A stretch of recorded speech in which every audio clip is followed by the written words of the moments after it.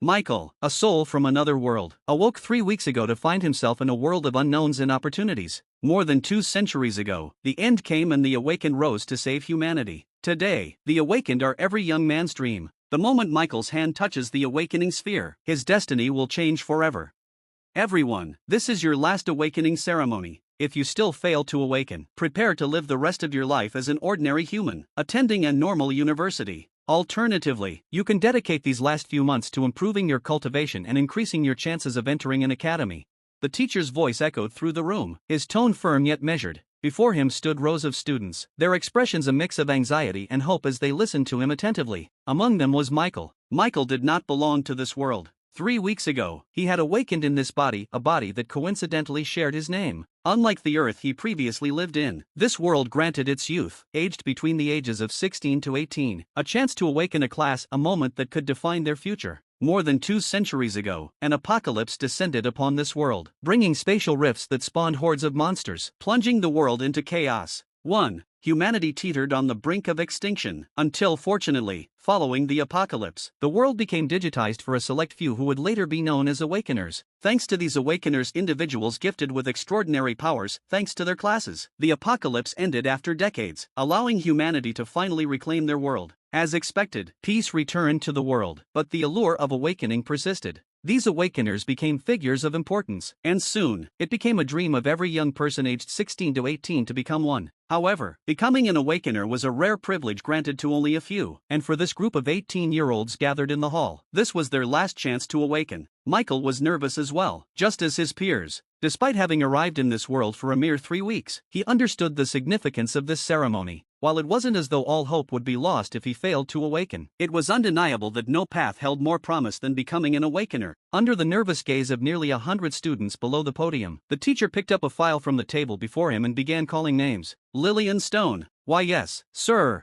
The first student called was a young woman. Upon hearing her name, she immediately stepped toward the podium, but perhaps due to her nervousness, she stumbled and fell, drawing a sharp intake of breath from the room. However, no one laughed or made fun of her. On any other occasion, they might have, but today, there was no place for mockery. They all feared that they might fare any better than the student who had fallen. 1. The teacher, seemingly accustomed to such mishaps, waited patiently for her to get back on her feet and approach him. When she finally came before him, he wasted no time and gestured toward the transparent orb on the table before speaking evenly. This is your third time here, so you know what to do. Just place your hand on the awakening orb. If there's a reaction, it means you've successfully awakened. If there isn't, the teacher left his words unfinished, but it made the hearts of every student in the room sink. Michael felt it too, though he handled it better than the others. Thanks to his steadied maturity coming from his previous life, a life where he had faced numerous challenges before he succumbed to cancer in his previous life, he could keep his composure. 9. Michael's eyes watched as Lillian placed her hand on the awakening orb on the table between the teacher and her. From what they had been taught in school, they knew that every awakener gained not only a class which granted them supernatural powers but also bestowed the ability to connect their consciousness to another world, a mysterious realm filled with treasures, and could quickly enhance their prowess. Though it was often said that this world resembled a game, in many ways, it was not. In fact, it was far more complex and enigmatic. The awakening orb itself was said to have originated from that very mysterious world. Just as the teacher said, the girl didn't require any assistance. With a familiarity that made the corner of Michael's eyes twitch slightly, she placed both hands on the awakening orb and waited. Seconds passed, and just as the teacher was preparing to dismiss the girl, who looked like she might burst into tears at any moment due to her disappointment, suddenly froze as the orb began emitting a radiant white light. Following that, a manifestation in the form of twin swords materialized on her back before disappearing. Lillian Stone has successfully awakened a class, martial artist, the teacher announced, his voice tinged with astonishment. His previously stoic expression betrayed clear surprise. For this group of 18-year-olds, the likelihood of awakening was slim, and the teacher hadn't expected any success. But to think that the very first student called up would do so left him momentarily speechless. It was a well-known fact that the best age to awaken a class was 16, as that was when the chances were highest and their chances of awakening diminished with each passing year. The moment the students heard the teacher's announcement, the previously quiet hall erupted with noise, with excited chatters erupting among the students. Wow, Lillian actually awakened? No way. First come, first served? Damn. TSK. To think the fourth to last dumbest person in all of Class 3 would awaken. You do realize that awakening successfully doesn't necessarily have anything to do with intelligence, right? Shut up. Of course, I know. Can't I just be bitter for a minute? What happened to my freedom to hate? Like his classmates, Michael was pleasantly surprised that the first student to step onto the podium had awakened. No one in their group had expected any of them to awaken, so seeing someone succeed lifted everyone's spirits and reignited a renewed sense of hope within them. However, that newly lit hope was quickly shattered. Mia Keem, awakening failed. Bruce Lean, awakening failed. One after the other. From the 4th up to the 48th, every student who stepped on the podium failed to awaken, except for the first female student, Lillian. By the end, the once bustling hall had grown eerily silent, save for the soft sobs of those who had failed their awakening. Michael tried his best to ignore the cries of his classmates echoing around him. Failing to awaken in this world wasn't like failing a college exam back on Earth. On Earth, you could keep trying again, and even failure offered alternative paths, many of which weren't considered worse than attending college. But here, failing to awaken had no equivalent alternatives at all. It was akin to a poor man, burdened with the responsibility of caring for his two chronically ill parents while also supporting a younger sibling in school, betting on 3 different games with a chance to win $1 million each and losing everything. In such a scenario, breaking down in despair and crying wouldn't be unusual. It was inevitable. The scene around Michael now was eerily similar. Most students at Woodstone Public School know. 3 came from families living at or below the poverty line. For them, successfully awakening wasn't just a dream. It was a path to their salvation, like having $100 million drop into their lap. But for the students now sobbing, that distant hope of drastically changing their lives had slipped through their fingers 3 times in a row.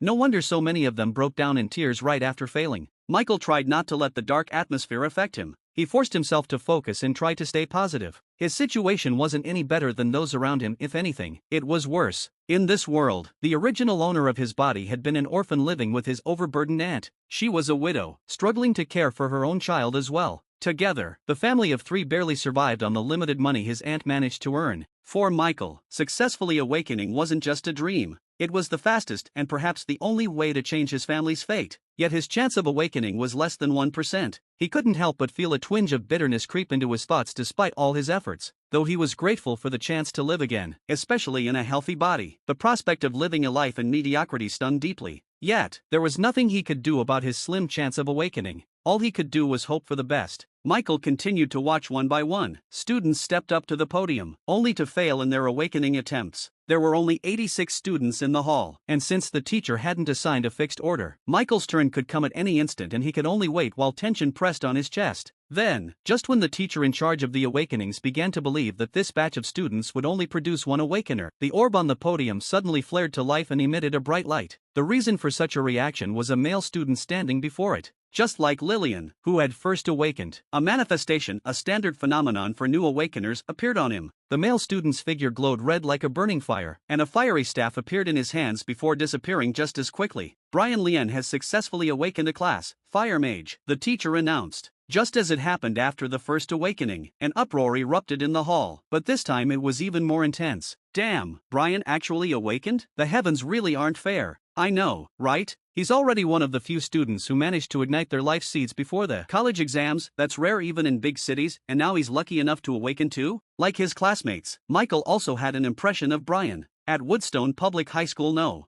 3, Brian Lien was one of the few outstanding students who could compete with those from private schools with better resources. Despite his humble background, his reputation extended beyond the school, earning him recognition throughout Woodstone City. But Brian's fame didn't stem from his academic achievements. Rather, it was his exceptional talent in cultivation that set him apart. Awakening Orb weren't the only piece of technology that Awakeners had brought back from the mysterious realm known as the Land of Origins. They also introduced other technological advancements that significantly boosted the real world. 5. The Land of Origins wasn't exclusive to humans. Various civilizations of different races had long thrived there. In fact, compared to them, humans could almost be considered newcomers to that world. These civilizations had already harnessed the Land of Origins to significantly advance their societies. Using their unique methods, Awakeners managed to bring something extraordinary to this world: cultivation. Cultivation was a method that allowed ordinary people to gain supernatural powers, though not at the level of Awakeners. Cultivators couldn't progress as quickly, become as powerful, or enter the Land of Origins. Brian practiced the breathing technique of the night cultivation system. With his considerable talent in cultivation, he had a promising future ahead, even if he had failed to awaken. Just as awakeners were respected and essential to this world, cultivators were equally vital despite the two weren't held in the same awe.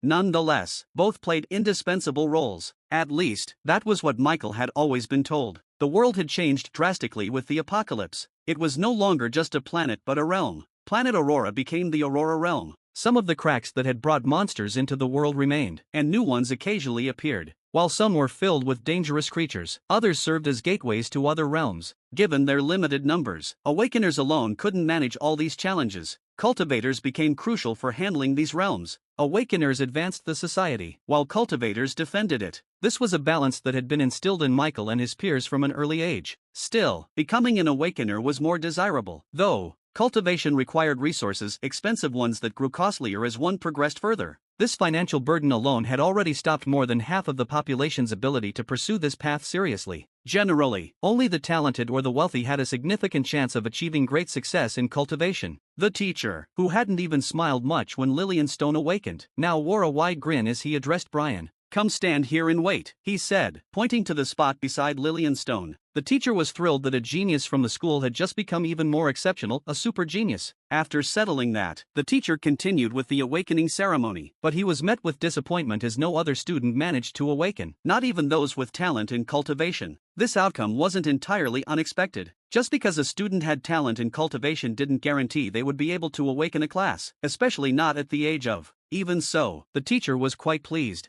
The school could now proudly claim 2 more awakeners to its name. The awakening ceremony continued, and soon it was time for the 80th student to step up to the podium. Michael Norman. "Yes, sir." Hearing his name being called out, Michael nervously made his way up to the podium. Since the body's former owner didn't have much presence at school, there was no cheering for him. 1. Reaching the podium, Michael followed the teacher's instructions and placed his trembling, sweat-slicked hands on the awakening orb, anticipation surging through him. 1. Seconds ticked by, and Michael could almost hear his heart pounding in his chest. Each student was allocated 30 seconds with the awakening orb. Any longer was pointless, as it had been proven through countless trials over the years. 10 seconds passed, 15 seconds, 20 seconds, 25 seconds. Just as the teacher began to move, ready to dismiss Michael, whose heart had already sunk into bitterness, the awakening orb under his hands suddenly flared with a brilliant light. Instantly, a warm sensation coursed through Michael's body, clearing his mind as a newfound surge of strength flowed through him. The manifestation that accompanied every new awakener soon followed. A black, gloomy energy swirled around Michael, enveloping his body. A dark staff briefly materialized in his hand for a fleeting moment before vanishing into nothingness. Michael stood frozen, momentarily stunned by the sudden turn of events, until the teacher's voice, equally startled, snapped him back to reality.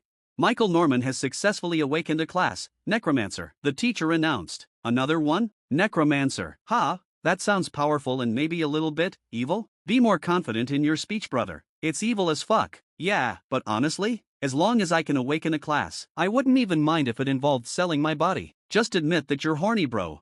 Just like before, the hall erupted in murmurs, though the reaction was more subdued than it had been earlier. It couldn't be helped, unlike the excitement over Lillian Stone's unexpected awakening or the awe surrounding Brian Lien's transformation into a super genius. Michael's presence at school had always been negligible, but that wasn't going to be the case any longer. Only a few of his classmates from Class 3, Section N8, were present in the hall, and there were even fewer faces he could recognize. It wasn't wrong to say that he didn't know any of them personally. "Good, good, good." The teacher in charge of the ceremony repeated his word thrice, visibly pleased. It wasn't that he knew Michael. Rather, it was a surprise to see 3 awakeners emerge from a ceremony he had expected to yield none. Such results were rare, and a complete failure in awakening wouldn't have shocked him or anyone. "Come stand beside me and wait," the teacher gestured, motioning for Michael to join the other 2 awakeners. "Yes, teacher." Still in a daze, Michael nodded and obeyed. Seeing a new comrade, Lillian and Brian gave him a brief nod of acknowledgement, which he returned automatically. In truth, Michael's attention wasn't on his surroundings at all. He could barely catch the bits of murmurs his classmates were whispering about him. He was just too preoccupied to care. His attention was fixed on what had just appeared before his eyes. A blue, transparent panel that floated before his sight. Name, Michael Norman. Race, human. 6. Class, Necromancer Apprentice. 1.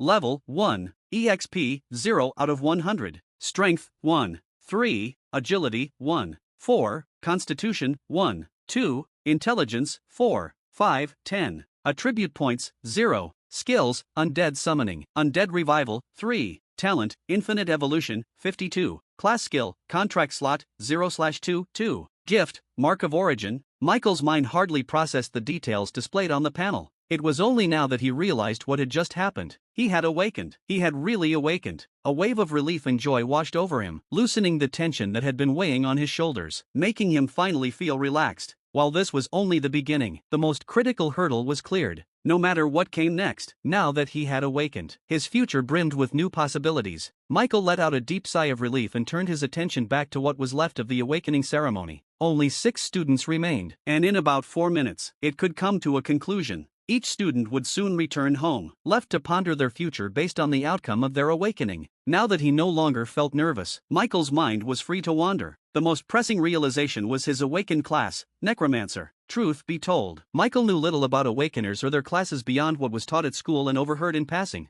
What he did know was that classes were generally categorized into 3 broad types: combat, support, and lifestyle. Necromancer seemed like a mix of combat and support, but Michael wasn't entirely certain of that. The school provided only a general understanding of awakeners, without delving deeper into the subject. Perhaps the higher-ups believed that students who were unlikely to awaken didn't need to know more and would benefit more from using their time on their studies or cultivation. There was a common belief that if one cultivated before awakening could lead to the activation of a secondary class, given that the person had talent. This made cultivation a widely encouraged practice overall. Michael wasn't certain if this limited information was unique to Woodstone Public High School. No. 3. But he knew one thing for sure: there was no discrimination between classes. No class was considered inherently overly weak, as each class theoretically had limitless potential. An awakener's power depended solely on their own efforts and abilities. According to the teachers, this even applied to lifestyle classes like tailors, which were said to hold extraordinary potential. Michael wasn't sure how true this claim was, but he suspected he would find out soon enough. After all, he was now an awakener, someone who should earn him recognition from the government. Just as Michael mulled over his thoughts and was about to inspect the mysterious panel that had appeared in his mind earlier, the teacher's voice pulled him back to the present.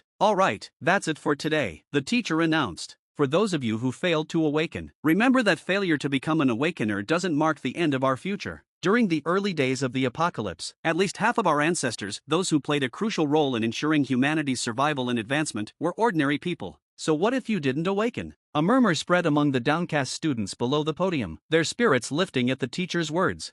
Even Michael couldn't help but find himself impressed by the teacher's words. However, he couldn't ignore the harsh reality that awaited them outside the hall. Perhaps some of the students already understood this grim truth, but for now, they needed something to cling to and help them feel better. One must know that while this world was technically more advanced than Michael's original one, it wasn't all sunshine for the average person out there. For example, traditional jobs, like bankers, had long become a thing of the past, along with many others. Only a handful of establishments still employed humans for the tasks that machines could do, either out of financial strain or because they wanted to be classy like some high-end hotels. For most people in this world, life was a daily struggle against poverty, with few employment opportunities available for them. It was only after arriving in this world that Michael truly came to appreciate a saying from his old life: technology can be both a blessing and a curse. This desperation to escape their current circumstances was one of the reasons why these students so desperately wanted to become awakeners. If Michael hadn't awakened, he would have been on the receiving end of the teacher's encouraging words as well. He knew he was truly lucky. Sensing his words had struck a chord, the teacher nodded in satisfaction before speaking again. The college exams for both regular colleges and cultivation academies are just 3 months away. Make sure to use this time wisely and prepare seriously. Remember, just because you don't need to attend school again after today doesn't mean you can afford to slack off. Understood? Yes, sir, the students, including Michael and the 2 other newly awakened, responded in unison. All right, you're dismissed. As the students made their way out of the hall, the teacher turned to Michael, Lillian, and Brian. With a warm smile, he said, "You 3, follow me to the principal's office." The moment the teacher overseeing the awakening ceremony left the hall with Michael and the 2 other new awakeners, they encountered 2 more teachers, a man and a woman, on their way to the principal's office. Trailing behind the male teacher was a girl who seemed to be around 17 or 18 years old. Following the female teacher were 5 younger students, 2 boys and 3 girls. From the brief conversation between the teachers, Michael learned that the students accompanying them had also successfully awakened. The girl following the male teacher was also from Class 3, like Michael, though he didn't recognize her. This wasn't surprising. After all, Woodstone was a public school with over 600 students in Class 3 alone. The Grade 3 alone was divided into 9 sections, each accommodating up to 100 students per teacher. although the classes rarely reached full capacity since that would make even the spacious classrooms feel cramped. There were typically no fewer than 60 students per section. The 5 students behind the female teacher, however, were from Class 1.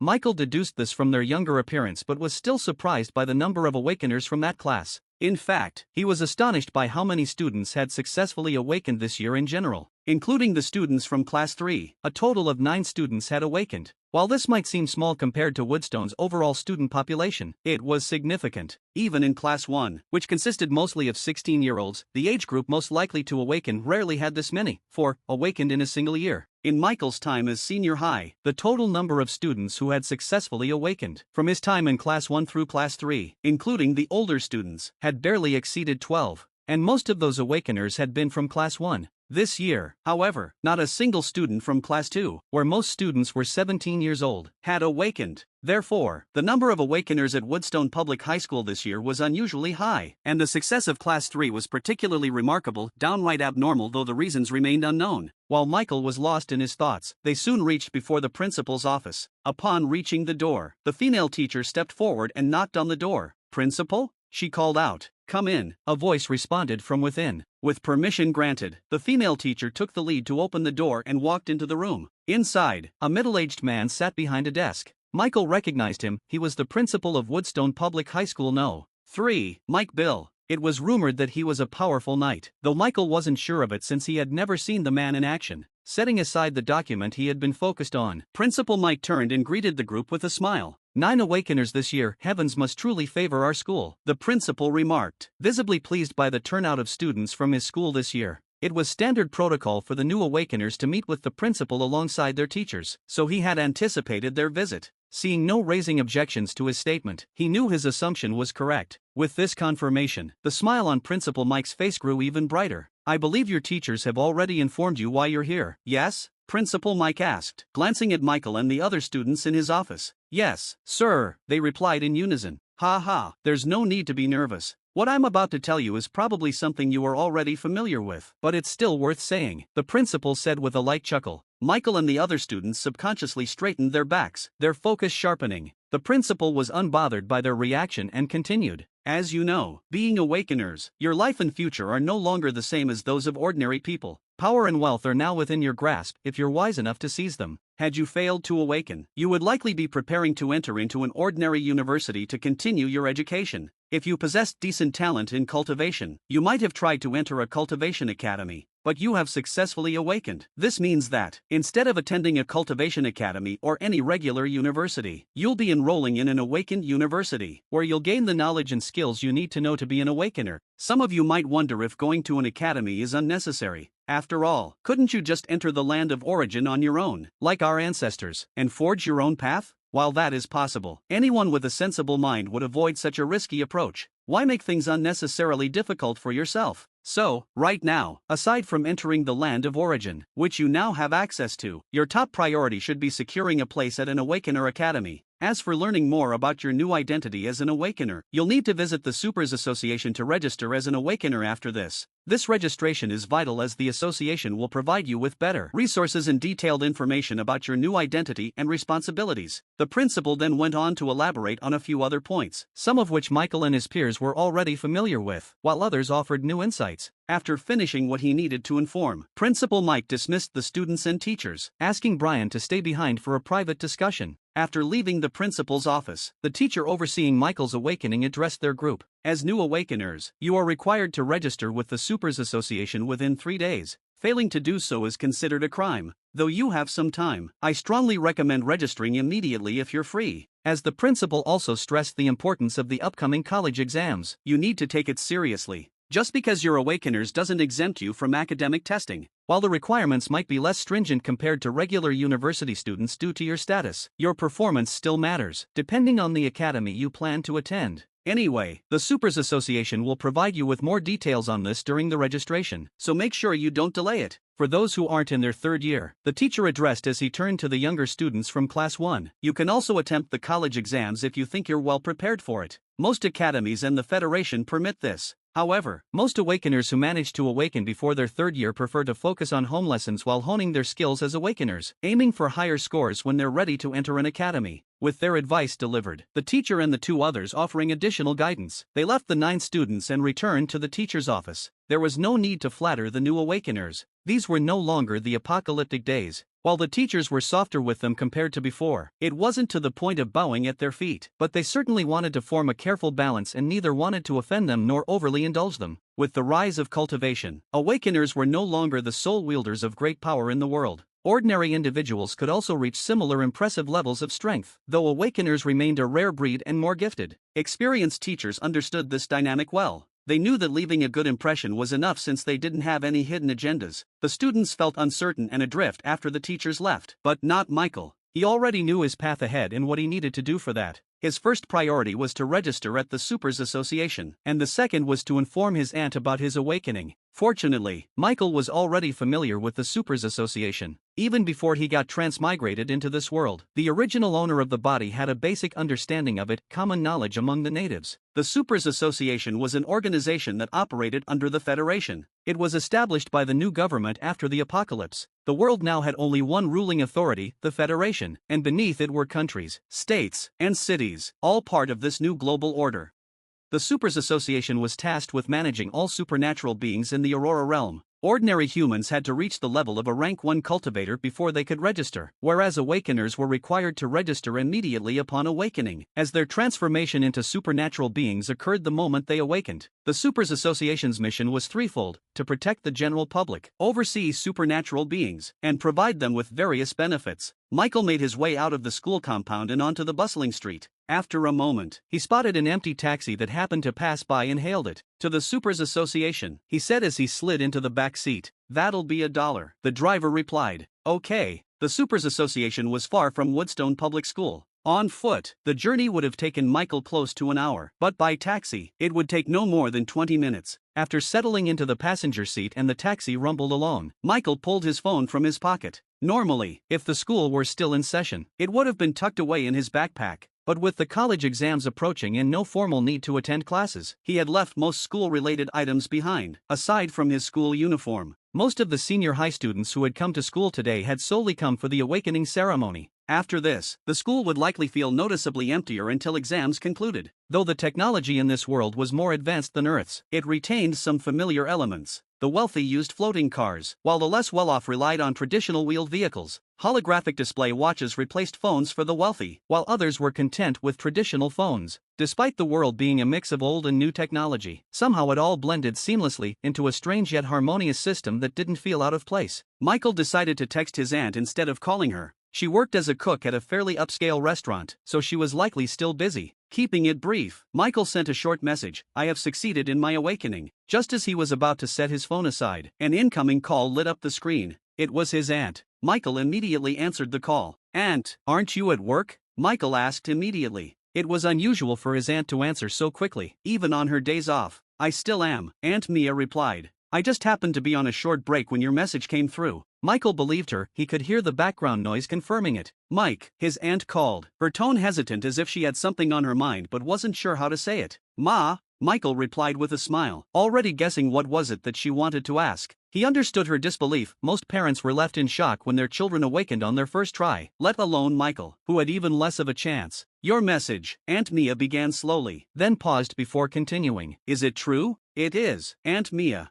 Today's my lucky day." "Ha ha." Michael chuckled softly. Aunt Mia let out a small squeak of joy, clearly trying to keep her excitement in check. Knowing she was still at work, Michael decided to wrap up the conversation so that she could get back to her work. "I'm on my way to the Supers Association now. Aunt, I'll talk to you when you get home." Okay. I'll transfer some money to you now. Grab something to eat for yourself and save a little for Lily when she gets back from school. I might be home a little late today." "Yes, Aunt." After exchanging a few more words, they ended the call. Michael let out a sigh as a surge of happiness washed over him. Though he was originally from Earth, he had fully embraced his role as Michael in this world and cared deeply for his family here. Perhaps it had something to do with losing his parents early in his previous life. In a way, both of the Michaels had endured difficult childhoods. After ending the call, Michael closed his eyes to rest, ignoring the occasional glances from the driver, who seemed to want to ask something but was hesitant. Only now did Michael realize how tense he had been back at the awakening hall, leaving his spirit exhausted. It felt like it had only been a few minutes since Michael decided to rest when he felt a nudge from the driver. "We're here," the driver announced. Michael weakly opened his eyes, still a bit dazed, but the sight of the two-story building not far from him quickly cleared his mind and brought him back to focus. "Your code, please," Michael requested. "Here." The driver nodded and held up his phone, displaying a payment code. Michael scanned it with his own device, transferring the fare to the driver's account. "Thanks for the ride," Michael said as he stepped out. "No problem, and congratulations on your awakening," the driver added with a grin as he started the engine. Watching the taxi drive away and hearing his greetings before parting, a smile appeared on Michael's face. If the driver wasn't certain when he overheard the conversation Michael had with his aunt earlier, he was now after seeing how focused Michael was on the Supers Association branch right after he got out of the car. Shaking his head with a chuckle, Michael refocused.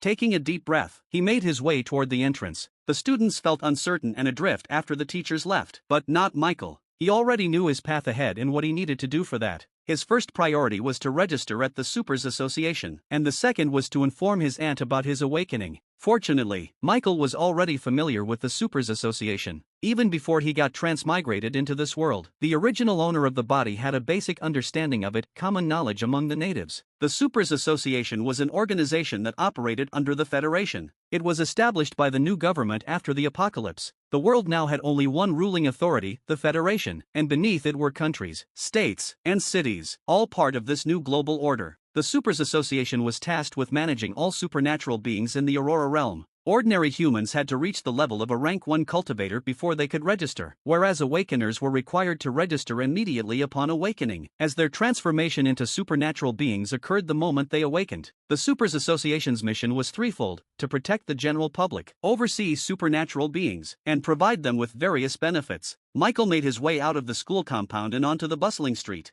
After a moment, he spotted an empty taxi that happened to pass by and hailed it. "To the Supers Association," he said as he slid into the back seat. "That'll be $1. The driver replied. "Okay." The Supers Association was far from Woodstone Public School. On foot, the journey would have taken Michael close to an hour, but by taxi, it would take no more than 20 minutes. After settling into the passenger seat and the taxi rumbled along, Michael pulled his phone from his pocket. Normally, if the school were still in session, it would have been tucked away in his backpack. But with the college exams approaching and no formal need to attend classes, he had left most school-related items behind, aside from his school uniform.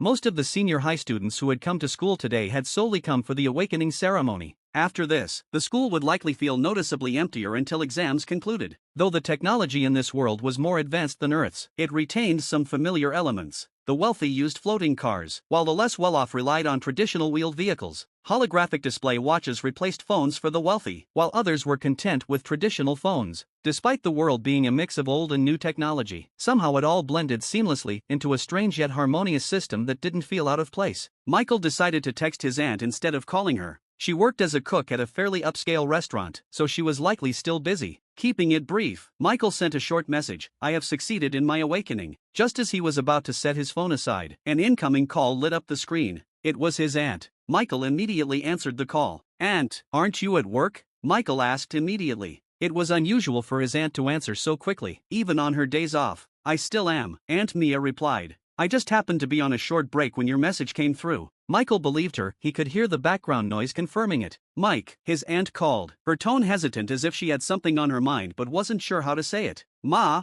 Michael replied with a smile, already guessing what was it that she wanted to ask. He understood her disbelief. Most parents were left in shock when their children awakened on their first try, let alone Michael, who had even less of a chance. "Your message," Aunt Mia began slowly, then paused before continuing. "Is it true?" "It is, Aunt Mia. Today's my lucky day." "Ha ha." Michael chuckled softly. Aunt Mia let out a small squeak of joy, clearly trying to keep her excitement in check. Knowing she was still at work, Michael decided to wrap up the conversation so that she could get back to her work. "I'm on my way to the Supers Association now. Aunt, I'll talk to you when you get home." Okay. I'll transfer some money to you now. Grab something to eat for yourself and save a little for Lily when she gets back from school. I might be home a little late today." "Yes, Aunt." After exchanging a few more words, they ended the call. Michael let out a sigh as a surge of happiness washed over him. Though he was originally from Earth, he had fully embraced his role as Michael in this world and cared deeply for his family here. Perhaps it had something to do with losing his parents early in his previous life.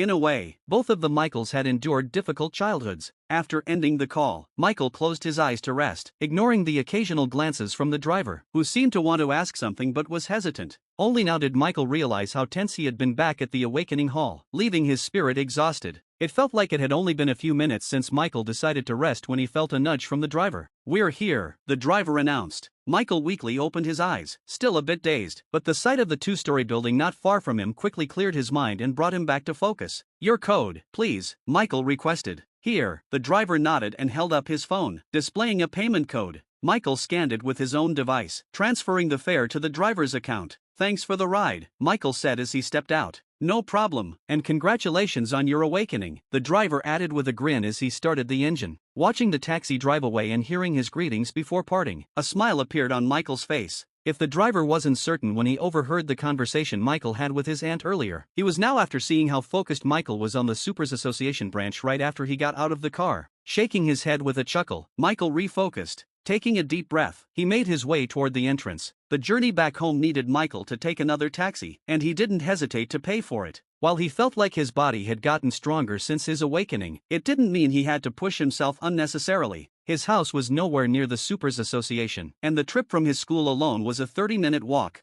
Adding the Supers Association's location to the mix, the total journey would have taken him at least an hour and a half if he walked back home. Now that he had money in his account and was soon going to receive much more, Michael saw no reason to be frugal. After settling into the taxi, he sent his aunt a message to let her know he had completed his registration at the Supers Association and was on his way home. It was also around this time that a bank notification popped up, informing him that $15,000 had been transferred to his account. I'm rich.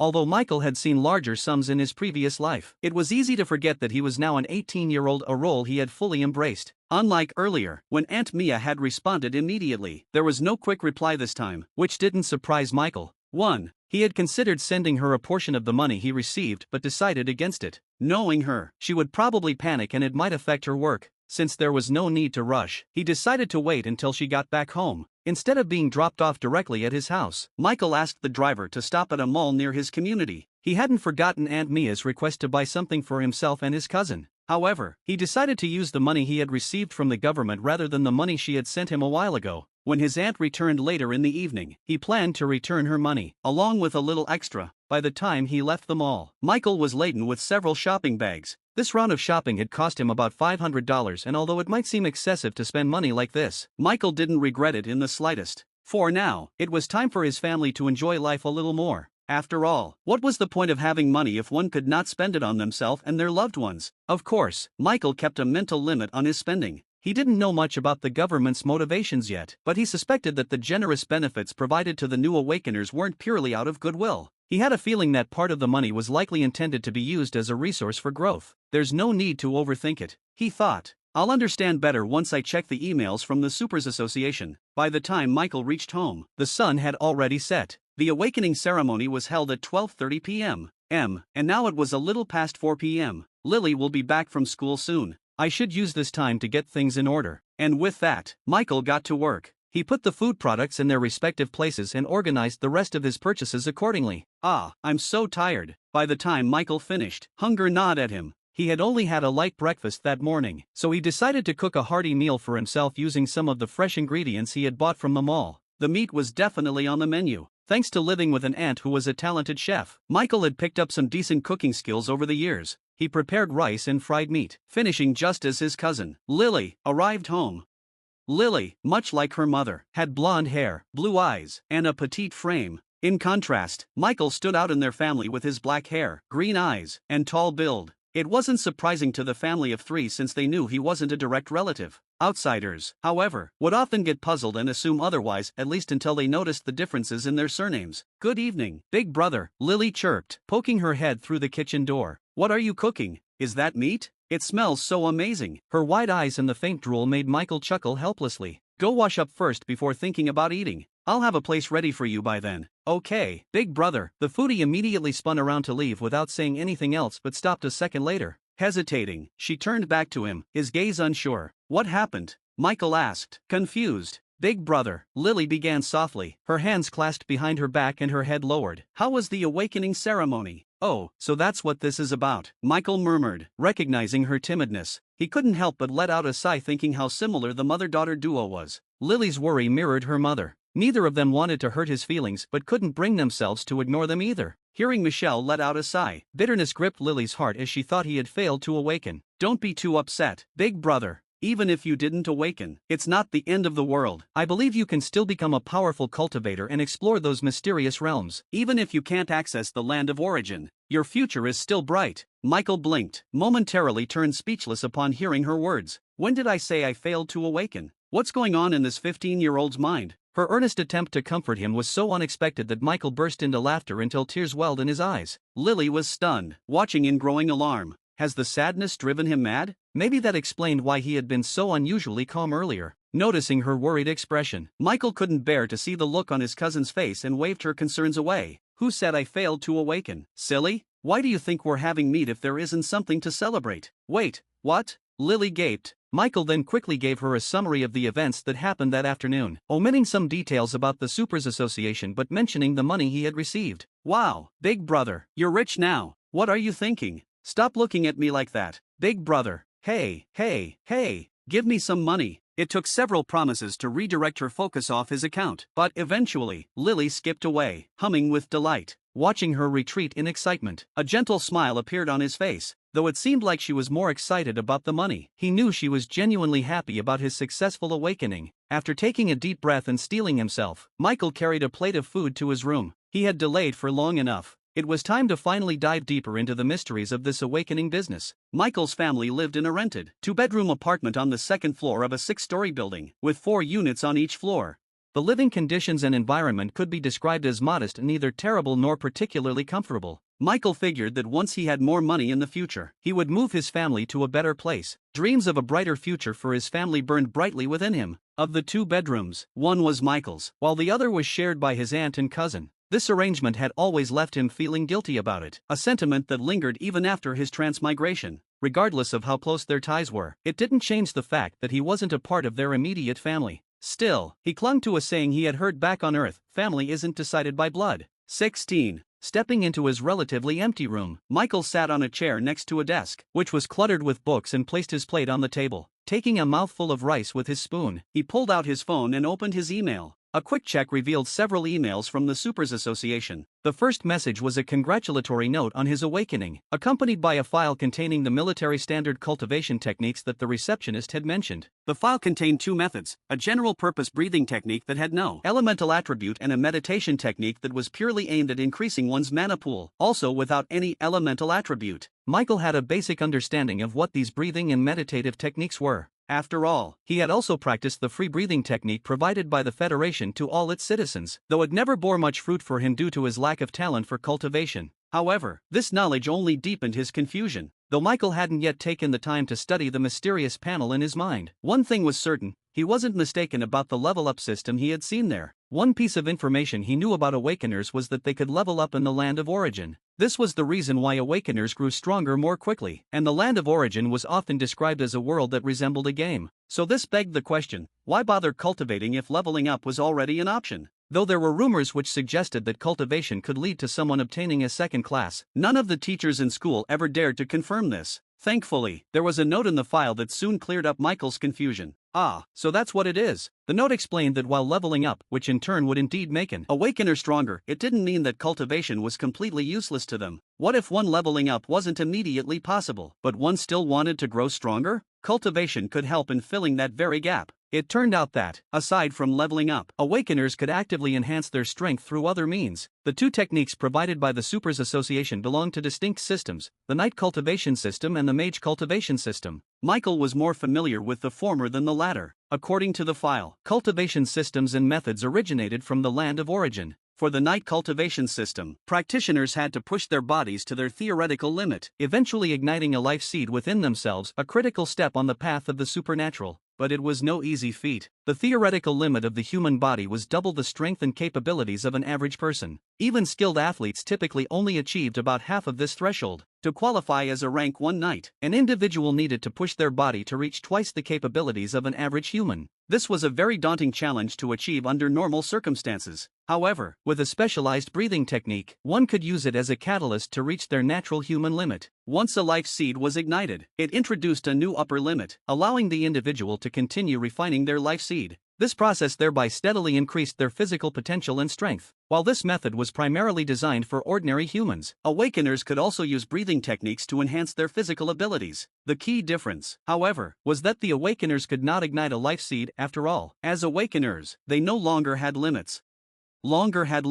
However, the note in the file Michael had been reading contained an unexpected revelation: the existence of dual classes. According to the note, if someone ignited a life seed before awakening, as long as there was no conflict between the night class and the class they eventually awakened into and it wasn't the same, there was a high chance that they could acquire a secondary class. This potential applied specifically to the night cultivation system, enabling the potential for a dual class setup: a primary awakened class and the secondary night class. Michael wasn't much familiar with the mage system, and the note offered little to no insights about it. No wonder the principal and teachers kept mentioning that we'd eventually learn what we needed to know after registering with the Supers Association. And this isn't even the only email I received, there's still that mysterious supernatural platform. Michael suddenly felt enlightened. Things that had been unclear to him before now seemed to make more sense, and the note that came with the techniques was really helpful for that. Unfortunately, he realized that he had missed the chance to ignite a life seed before his awakening, meaning a dual-class potential was out of reach for him. Michael couldn't help but wonder, is that why the principal specifically told Brian to stay back? I don't know much about dual classes, but if one class can make someone stronger, it makes sense that having two would pose a significant advantage. If that's the case, then Brian might indeed be special even among awakeners. Despite these thoughts, Michael didn't feel envious. He wasn't competing with anyone. Just having awakened was already an immense gift for him, and he felt he was truly fortunate to receive it. Michael continued to read through the note, and once he was done finishing, he set it aside. There was no need to rush into cultivation, he still had something else that demanded his attention. Feeling excited, Michael turned to the other email sent by the Supers Association. It contained a link, which, according to the receptionist at the Supers Association, granted him access to a platform for all registered supernatural beings within the Federation. Without hesitation, Michael tapped the link. It opened a browser page with a simple, straightforward design.